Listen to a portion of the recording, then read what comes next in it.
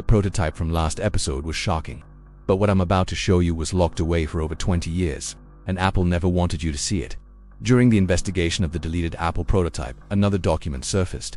A document referencing something far more secret and far more advanced. Between 2001 and 2003, Apple ran a hidden experimental program known internally as Phantom Project. Very few engineers had clearance, even fewer understood the purpose. Prototype 2B was one of the most mysterious devices ever created inside Cupertino, and the only one marked for immediate destruction. Unlike anything Apple had built before, Prototype 2B was designed as a wearable interface that could replace multiple devices at once.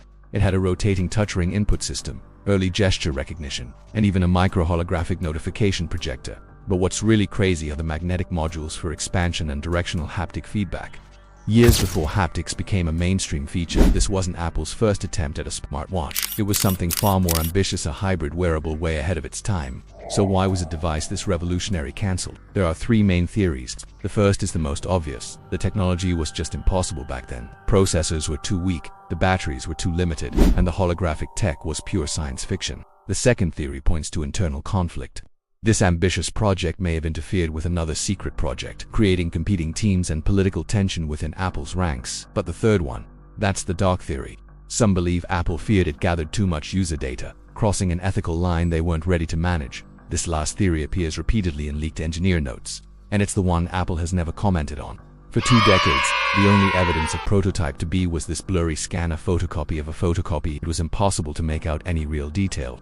But today, for the first time, here is the enhanced reconstruction recovered from those same archives. Seeing this device in detail changes everything. If Prototype 2B had launched, the world of wearables would have started a decade earlier. The Apple Watch we know today might look completely different, and the iPhone's evolution could have taken a totally new path, maybe one less focused on a single glass screen. It makes you wonder what else is hiding in those archives. Well, here's the big twist. Prototype 2B wasn't alone.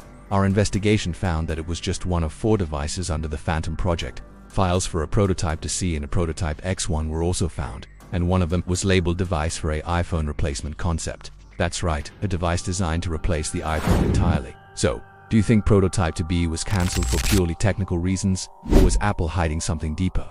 Let me know your theory in the comments below. And make sure you subscribe, because episode 3 is coming next.